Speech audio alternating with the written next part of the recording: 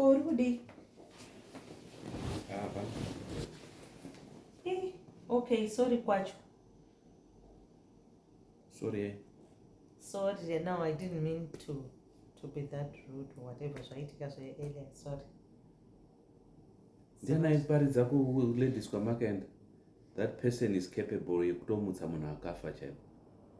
Nda. Kunzi sorry. Sorry kwacho zvendakanganisa. Pamwe pacho unotofungidzira dai sorry yacho isina kuitika. Unorara wakabatwa ngemadzikiro kuti what does this mean? Mashura kaya. Kunzi sorry.